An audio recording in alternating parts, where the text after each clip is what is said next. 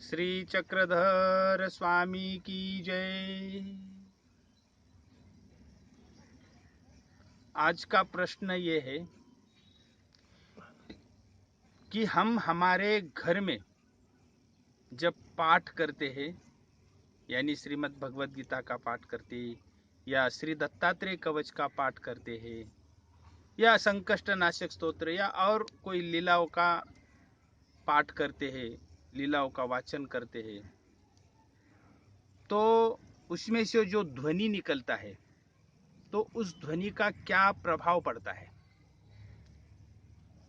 शाम को हम आरती बोलते हैं, भजन बोलते हैं, तो भजन से जो हम ध्वनि निकलते हैं, तो उस ध्वनि का उस वास्तु के ऊपर क्या प्रभाव पड़ता है, इसके बारे में हम जानेंगे। देखिए, जो ध्वनि होता है, वो ध्वनि कभी भी नाश नहीं होता। भगवान श्री कृष्ण जी ने द्वापर युग में कुरुक्षेत्र भूमि के ऊपर जो गीता सुनाई, वो गीता ध्वनि के रूप में आज भी वहाँ के वातावरण में मौजूद है। साइंस का एक सिद्धांत है कि ऊर्जा कभी भी नष्ट नहीं होती है। फिजिक्स का एक रूल है,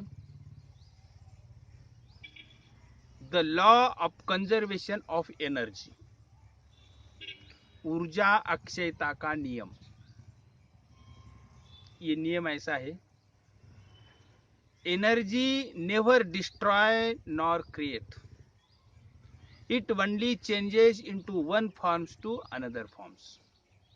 ऊर्जा कभी भी नष्ट नहीं होती, बस एक स्वरूप में से दूसरे स्वरूप में वो रूपांतरित होती है। तो ऊर्जा के कई प्रकार है, जैसे कि प्रकाश, ध्वनि आदि आदि। तो ध्वनि यह भी एक ऊर्जा है, और ये कभी ध्वनि नष्ट नहीं होता है। ये साइंस ने भी स्वीकार किया है। जब हम हमारे घर में हम ऊंचे स्वर में आरती बोलते हैं, जब शाम को आरती होती है, भगवान जी की देव पूजा करने के बाद हम आरती बोलते हैं। आरती में नामस्मरण भी आता है, लीला स्मरण भी आता है, और हम आरती बोलते हैं। तो आरती ऊंची आवाज में अगर बोले तो पूरे घर में वो ध्वनि भर जाता है, और घर में जो अशुभ है, घर में जो भी भूत प्रेत पिशाच मंत्र तंत्र, जो भी देवता राजस्तामस्ता है, तो ये आरती की, परमेश्वर की नामस्मरण का ध्वनि सुन करके वो अशुभ शक्तियां वहां से चली जाती है। तो इसीलिए अपने घर में आरती ऊंचे स्वर में बोलनी चाहिए। हम गीता का पाठ करते हैं, तो वो गीता का पाठ का ध्वनि पूरे घर में भर जाता है, और वो पूरा घर पवित्र हो जाता है। हम जब नया मकान बनाते हैं और वहाँ वास्तु प्रवेश करते हैं, और वास्तु प्रवेश के समय वहाँ पे एक धार्मिक विधि का आयोजन करते हैं, तो हमारे परमेश्वर धर्म में क्या करते हैं, तो हमारे परमेश्वर धर्म में वास्तु शांति का आयोजन इस प्रकार करते हैं कि वहाँ देव पूजा, साधु संतों को बुलाते देव पूजा का आयोजन करते हैं, उपहार का आयोजन करते हैं, और वहाँ साधु संत आते हैं, ऊंचे स्वर में आरती बोलते हैं, नामस्मरण करते हैं, अन्नदान करते हैं, होता है, भोजन करते हैं।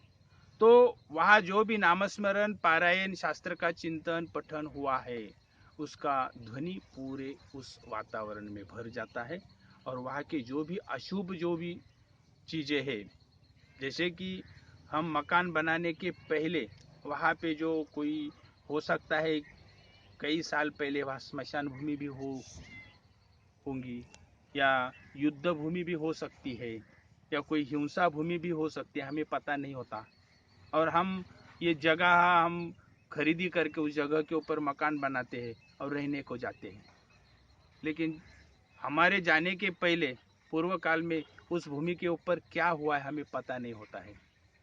तो हम वहाँ जाते हैं और वहाँ जाने के बाद हम वहाँ वास्तु शांति का आयोजन करते हैं।